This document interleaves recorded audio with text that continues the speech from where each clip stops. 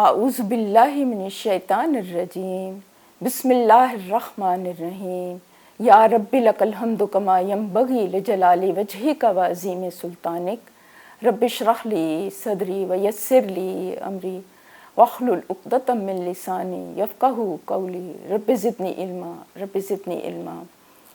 آج کا ہمارا ٹاپک ہے کہ امید۔ وہ کہتے ہیں نا کہ امید میرا جو ہے ایک امید کے ساتھ زندگی قائم ہے۔ اگر انسان کی زندگی سے امید ختم ہو جائے تو پھر انسان کی زندگی جو ہے وہ زندگی نہیں ہوتی، وہ ایک طرح سے مردہ دلی والی جو زندگی ہے وہ اصل میں زندگی نہیں ہے۔ جس زندگی کے اندر زندگی کی روح نہ ہو، زندگی کی حرارت نہ ہو، تو اصل میں وہ زندگی بہت ہی زیادہ خالی زندگی ہے۔ اس لحاظ سے امید کو قائم رکھنا اور امید کو جگائے رکھنا وہی زندگی ہے۔ اور یہ امید جو ہے ہمیں کیسے حاصل ہوتی ہے، یہ ایک علیحدہ سے بہت بڑا ٹاپک ہے۔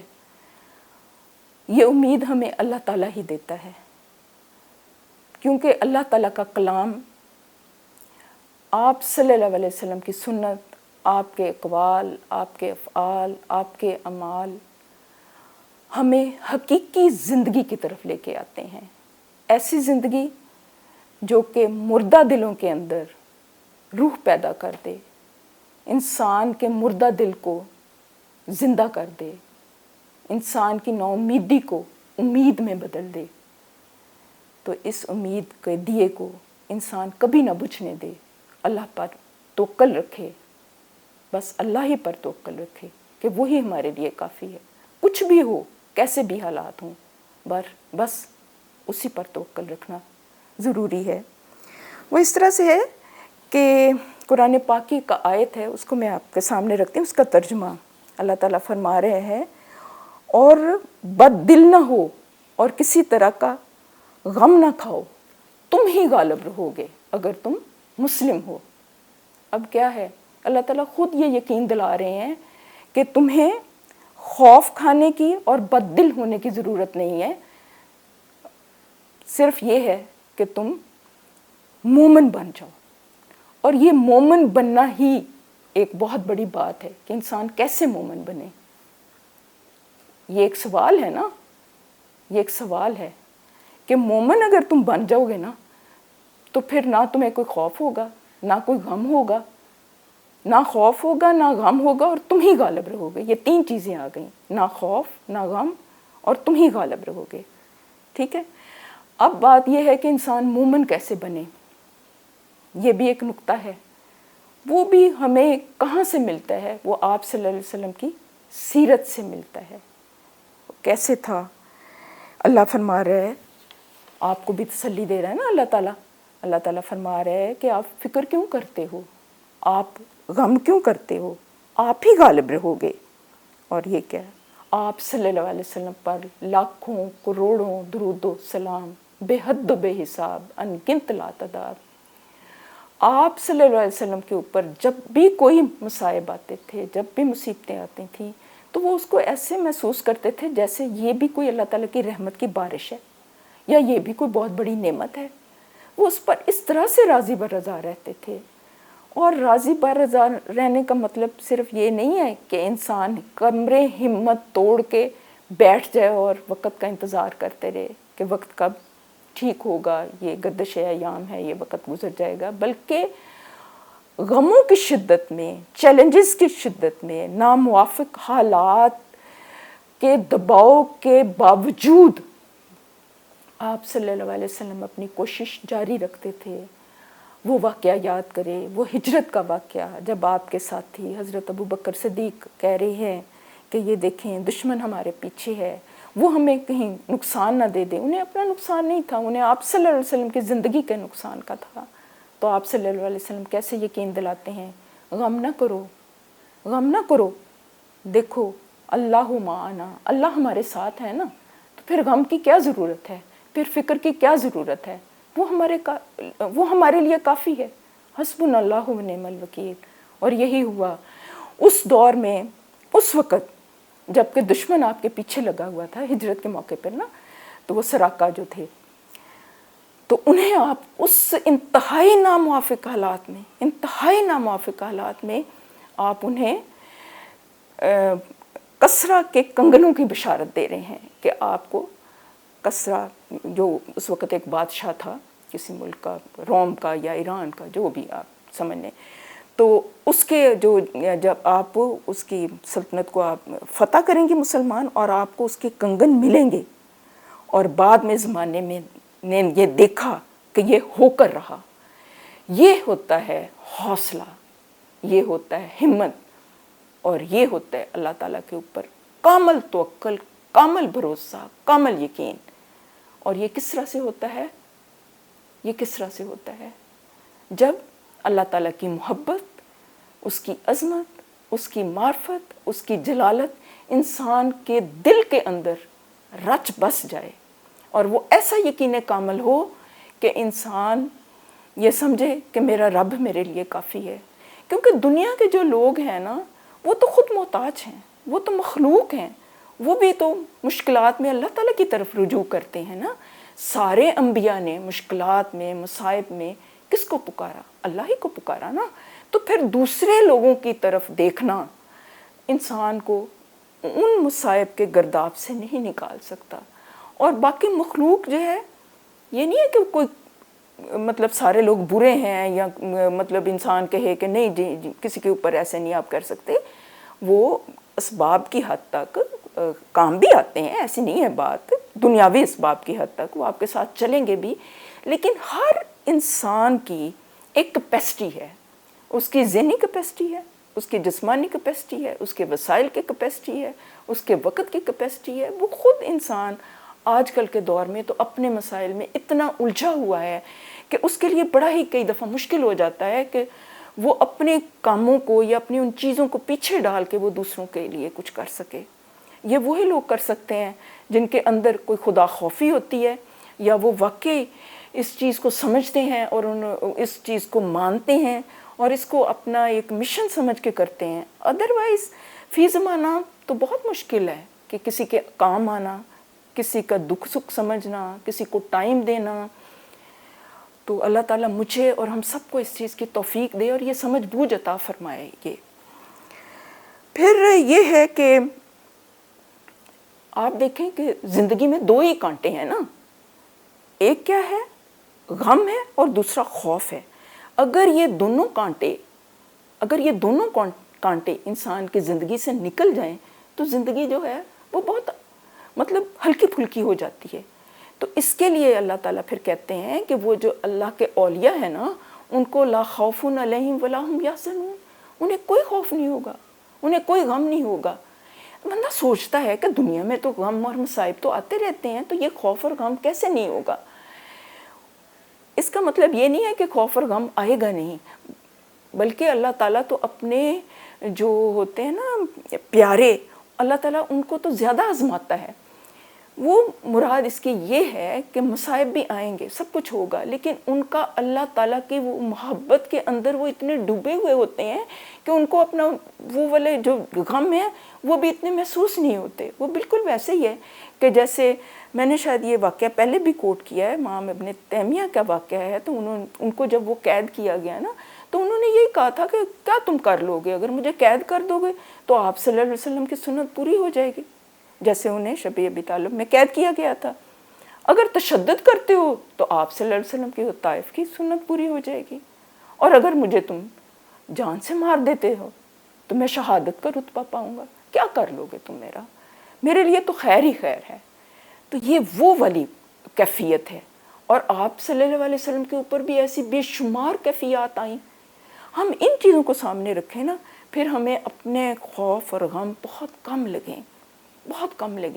اور اس کے بارے میں بھی حضور پاک صلی اللہ علیہ وسلم نے اس غم سے اور فکر سے نکلنے کے لیے بھی آپ صلی اللہ علیہ وسلم نے ہمیں دعائیں سکھائی ہیں، تلقین کی ہے. اور ایک مسنون دعا ہے کہ اللہم انی اعوذ بک من الہم والحزن وَأَعُوذُ بِكَ مِنَ الْعَجْزِ وَالْكَسْلِ وَأَعُوذُ بِكَ مِنَ الْبُخْلِ وَالْجُبْنِ وَأَعُوذُ بِكَ مِنْ غَلَبَةِ الدَّيْنِ وَقَهْرِ الرِّجَالِ۔ اے اللہ میں پناہ مانگتا ہوں ہر فکر اور غم سے، عاجزی اور سستی سے، بزدلی اور بخل سے، اور یہ کہ لوگ میرے اوپر غالب آ جائیں یا قرض کا غلبہ میرے اوپر ہو۔ یہ مفہوم ہے اس دعا کا۔ تو پھر یہ کہ اللہ تعالیٰ سے جو ہے وہ امید باندھے رکھیں، اللہ تعالیٰ پر بھروسہ رکھیں، حالات کی بہتری کے لیے کوشش کرتے رہیں، حوصلہ کریں۔ اور یہ دیکھیں کہ یہ زندگی جو ہے ہماری، یہ ایک طرح سے چیلنج ہے۔ کبھی انفرادی طور پر ہمیں چیلنجز آتے ہیں، کبھی اجتماعی طور پر چیلنجز آتے ہیں، کبھی افراد کو، کبھی اقوام کو۔ تو ایسے میں کون سی چیز انسان کے لیے وہ کیا کرے، وہ کیا طریقہ اختیار کرے؟ وہ طریقہ یہ ہے کہ وہ کبھی اپنا حوصلہ نہ ٹوٹنے دے۔ اور وہ کہتے ہیں نا، کسی دانشور کا یہ اقتباس ہے یا کوئی قول ہے، وہ میرے ذہن میں آ رہا ہے، کہ کہتے ہیں کہ سب کچھ کھونے کے بعد بھی اگر تمہارا حوصلہ باقی ہے تو تم نے کچھ نہیں کھویا، اور اگر یہ حوصلہ تم نے کھو دیا ہے تو پھر تمہارے لیے بہت بڑا نقصان ہے۔ اور حوصلہ بڑی قیمتی چیز ہے، اور یہی زندگی ہے، کیونکہ زندگی کی جنگ، خواہ انفرادی جنگ ہو یا اجتماعی جنگ ہو یا جغرافیائی جنگ ہو، یہ حوصلے، ہمت اور جد و جہد کے بغیر نہیں جیتی جا سکتی۔ تو اس کے لیے بھی مطلب انسان جو ہے کوشش کرتا رہے، امید نہ چھوڑے، حوصلہ کرے، اللہ پر توکل کرے۔ کہتے ہیں نا کہ عذر ہر ایک کو پیش آتے ہیں، عذر ہر ایک کو پیش آتے ہیں، یہ بھی ایک قول ہے، لیکن بہترین انسان وہ ہے جو کہ عذر کو استعمال نہ کرے بلکہ وہ ہمت کرے۔ پھر یہ ہوتا ہے کہ اگر اس کو تھوڑا ہم ڈسکس کریں نا، تو اس میں اور بھی کچھ چیزیں آ جاتی ہیں۔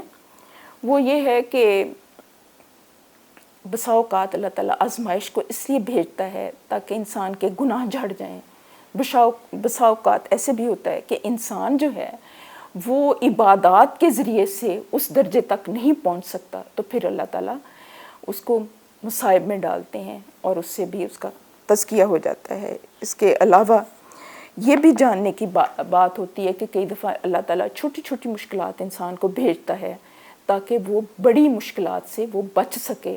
وہ ہمیں قصہ موسیٰ اور خضر میں وہ جو واقعہ ہے نا، کہ ایک مطلب اس میں ایک واقعہ ہمیں یہ بھی ملتا ہے کہ حضرت خضر علیہ السلام نے وہ کشتی کا جو تختہ توڑ دیا تھا، تو اس میں کیا حکمت تھی؟ وہ یہی تھی نا کہ اس میں شگاف ڈال دیا تھا۔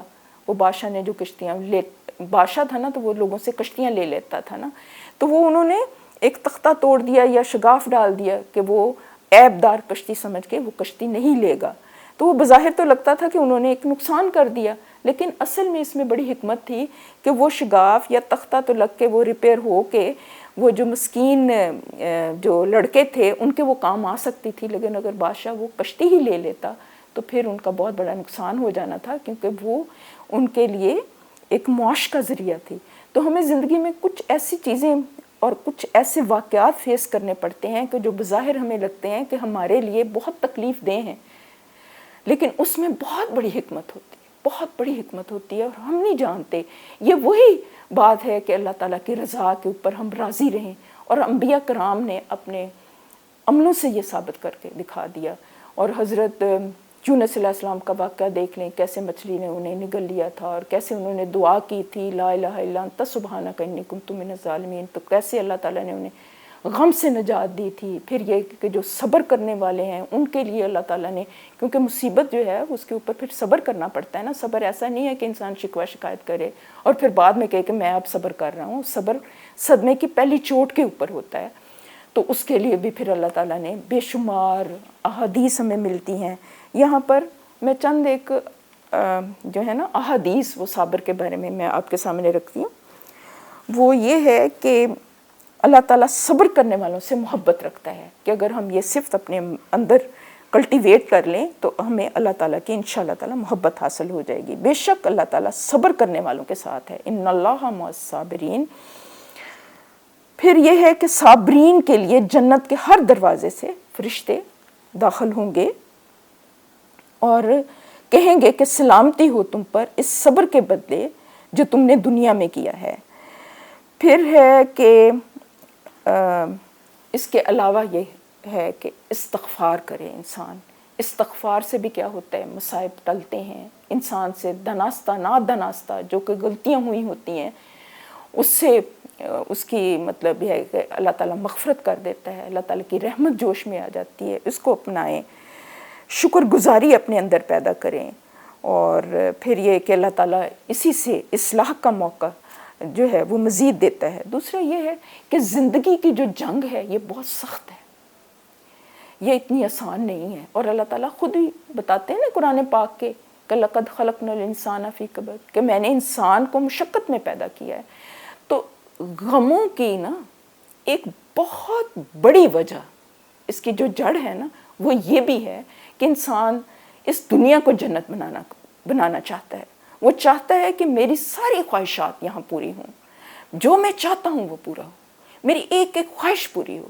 ایسا ہو نہیں سکتا کیونکہ خواہشیں لاتعداد ہیں، بے شمار ہیں، تو وہ ان کا پورا ہونا تو ناممکن ہے۔ تو جب وہ خواہشات پوری نہیں ہوتی تو انسان کو پھر ایک غم آتا ہے، ایک ڈپریشن آتی ہے۔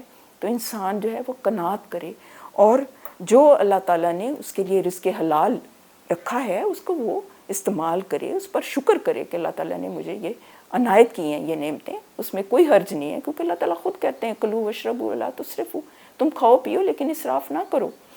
اللہ تعالیٰ نے یہ دنیا کی نعمتیں انسانوں کے لیے ہی پیدا کی ہیں، لیکن یہ ہے کہ ہر خواہش پوری ہونا، منہ سے کوئی چیز نکلے تو وہ پوری ہو جائے، میرے دل میں کوئی خیال آئے میں کچھ چیز چاہوں تو وہ پورا ہو جائے، ایسا ممکن نہیں ہے، یہ صرف جنت میں ہوگا۔ تو اس چیز کو انسان سمجھ لے۔ پھر اگر کسی کو کوئی غم آ گیا ہے، کوئی تکلیف آ گئی ہے، کوئی نقصان ہو گیا ہے، کوئی کسی بچی کو اللہ رحم کرے اس کی علیحدگی ہو گئی ہے، طلاق ہو گئی ہے، اس سے گزر کر اگر انسان جو ہے اللہ تعالیٰ کی رضا کو پا سکتا ہے ان مصائب کو برداشت کرتے ہوئے، تو یہ گھاٹے کا سودا نہیں ہے۔ وہ کہتے ہیں نا کہ جس نے حضرت علی مرتضیٰ کرم اللہ وجہہ کا قول ہے، اس کا مفہوم یہ ہے کہ جس نے رب کو پا لیا تو اس نے کیا کھویا، اور جس نے رب کو کھو دیا تو اس نے کیا پایا۔ مراد یہ ہے کہ ہر حالت میں، ہر کیفیت میں اور ہر طرح کی سچویشن میں انسان اپنے آپ کو اللہ کے سپرد کر دے، اسی سے امیدیں باندھے، اسی سے دعائیں کرے، اپنے حالات کی بہتری کے لیے کوشش کرے، تو پھر اللہ تعالیٰ ضرور اس کے حالات جو ہیں بدلیں گے۔ پھر یہ جب میں نے آیت آپ کے سامنے رکھی تھی نا اس کا مفہوم، تو اس میں یہ تھا کہ اگر تم مومن ہو تو پھر تمہیں یہ ترقی ملے گی، پھر تمہیں یہ کامیابی ملے گی۔ تو اس کا مراد یہ ہے کہ آج کل جو ہے نا، آج کل کے حالات کے تناظر میں دیکھیں تو اس سے مراد یہ ہے کہ اگر ہم خالی ایمان کا دعویٰ کریں گے اور اس کے اوپر ہم عمل نہیں کریں گے تو ہمیں وہ رزلٹ نہیں ملیں گے، اور یہ وہی ہو رہا ہے کہ ہم ایمان کے دعوے دار تو ہیں لیکن اس کے اوپر ہم عمل نہیں کر رہے تو ہمیں اس کے رزلٹ نہیں مل رہے۔ تو حضور پاک صلی اللہ علیہ وسلم کے زمانے میں صحابہ کرام جب ایمان لے کے آئے تھے تو انہوں نے اس کے تقاضے نبھائے تھے، تو پھر آپ نے دیکھا کہ اس کے رزلٹ میں ملے۔ پھر کیا ہوا تھا، آپ نے لوگوں کے دل بدلے تھے، اور جو دل بدل دے، جو دل کے اندر انقلاب لے آئے، وہی اصل فتح ہے۔ اور پھر کیسے جب دل بدلے تو پھر اس کے وہی لوگ جو کہ انتہائی مطلب جاہل تھے اور چھوٹی چھوٹی بات کے پہ ان کے اندر لڑائیاں ہوتی تھیں، ان کو آپ صلی اللہ علیہ وسلم نے شیر و شکر کر دیا۔ پھر انہوں نے نہ صرف پورے عرب کے اوپر حکومت کی بلکہ عرب سے باہر بھی بڑی بڑی سلطنت کے اوپر وہ غالب ہو گئے۔ تو آج کل کے دور میں یہ چیز جو ہے وہ بہت زیادہ ضروری ہے۔ اصل چیز یہی ہے کہ انسان جو ہے اس طرح کے حالات میں حوصلہ کرے اور یہ سمجھے کہ اب ہم نے اگر یہ سچویشن ہے، یہ ہمارے حالات ہیں، تو اسے ہم نے بد دل نہیں ہونا، ہم نے شکستہ دل نہیں ہونا، ہم نے اپنی غلطیوں سے سبق سیکھنا ہے، ہم دوبارہ سے ہم نے کوشش کرنی ہے تاکہ ہمیں بھی مطلب وہ ثمرات ملیں جیسے صحابہ کو ملے تھے۔ لیکن اس کے لیے خالی دعوے نہیں ہونے چاہیے بلکہ ہر شخص جو ہے وہ اپنے اپنے طور پر اپنے اپنے حصے کا کام کرے، تاکہ انفرادی طور پر جب سب لوگ جو ہیں وہ پازیٹیوٹی کی طرف جائیں گے، تعمیر کی طرف جائیں گے، اپنے مطلب چھوٹے سرکل سے شروع کر کے وہ بڑے سرکل میں یہ ساری پازیٹیوٹی کو کریں گے، تعمیر کا کام کریں گے، اچھے کام کریں گے، تو انشاءاللہ تعالیٰ پھر اس کے اچھے رزلٹ بھی دیکھیں گے۔ لیکن یہ کیا ہوگا کہ سب سے پہلے یہ حوصلہ کرنا ضروری ہے، یہ حوصلہ دینا ضروری ہے۔ وہ حوصلہ کیسے پیدا ہوگا؟ جب ہم اللہ تعالیٰ کے راستے پہ چلیں گے، آپ صلی اللہ علیہ وسلم کے راستے پہ چلیں گے۔ اللہ تعالیٰ سے دعا ہے کہ ہمیں صراط مستقیم جو دکھائی ہے نا اس کے اوپر چلا بھی دے اور منظر تک پہنچا بھی دے، اور ہمیں ہمت دے، ہمیں طاقت دے، ہمیں حوصلہ دے، تاکہ ہم اللہ تعالیٰ کی عظمت کو دل کے اندر اتار بھی سکیں اور اس کے مطابق ہم کوئی اچھا عمل بھی پیش کر سکیں اس کی جناب میں۔ یا اللہ کوئی غلطی کوتاہی ہو گئی ہو تو معاف کر دینا۔ وآخر دعوانا الحمدللہ رب العالمین۔ اللہ تعالیٰ آپ سب کا حامی و ناصر ہو۔ ربنا آتنا فی الدنیا حسنہ وفی الآخرۃ حسنہ وقنا عذاب النار۔ والسلام۔ سبحان ربک رب العزۃ عما یصفون وسلام علی المرسلین والحمد للہ رب العالمین۔ آمین۔